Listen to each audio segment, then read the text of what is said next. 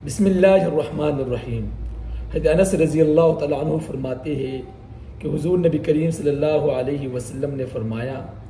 क्या मैं तुम्हें ऐसे लोग न बतलाऊं जो ना नबी होंगे ना शहीद होंगे, लेकिन अल्लाह ताला के यहाँ उनका इतना ऊंचा मुकाम होगा कि क़यामत वाले दिन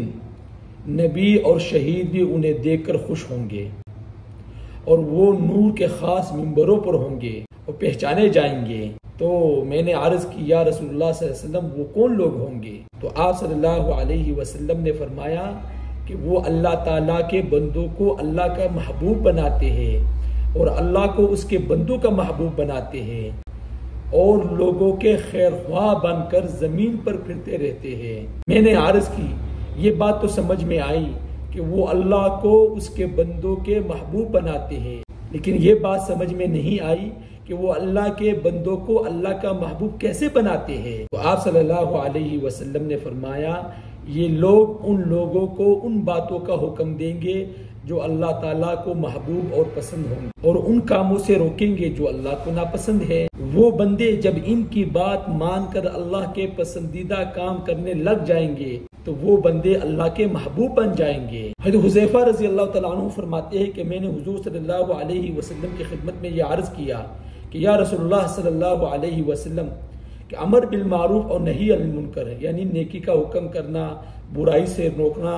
ये नेक लोगों के आमाल के सरदार है, इनको कब छोड़ा जाएगा? तो आप सल्लल्लाहु अलैहि वसल्लम ने फरमाया, जब तुम में वो खराबियां पैदा हो जाएगी जो बनी इसराइल में पैदा हुई थी। तो मैंने पूछा, या रसूलुल्लाह सल्लल्लाहु अलैहि वसल्लम कि बनी इसराइल में वो कौन सी खराबियां पैदा हो गई थी? तो आप सल्लल्लाहु अलैहि वसल्लम ने फरमाया, जब तुम्हारे नेक लोग दुनिया की वजह से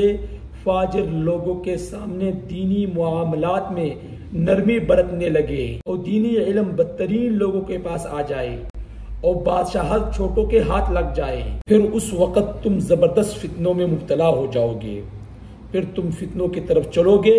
और फितने बार बार तुम्हारी तरफ आएंगे। हज़रत मुआज़ बिन जबल रज़ी अल्लाह तआला अन्हु फरमाते हैं कि हुज़ूर सल्लल्लाहु अलैहि वसल्लम ने फरमाया, तुम अपने रब की तरफ से वाज़ेह रास्ते पर रहोगे, एक सीधे रास्ते पर रहोगे जब तक तुम में दो नशे जाहिर ना हो जाए, एक जहालत का नशा और दूसरा जिंदगी की मोहब्बत का नशा, और तुम अमर बिल मारूफ और नही अनिल मुनकर करते रहोगे और अल्लाह ताला के रास्ते में जिहाद करते रहोगे। लेकिन जब तुम में दुनिया की मोहब्बत जाहिर होना शुरू हो जाएगी, फिर तुम अमर बिल मारूफ और नही अनिल मुनकर नहीं कर सकोगे और अल्लाह ताला के रास्ते में जिहाद नहीं कर सकोगे। और उस जमाने में कुरान और हदीस को बयान करने वाले मुहाजिरीन और अंसार की तरह होंगे जो शुरू में इस्लाम लाए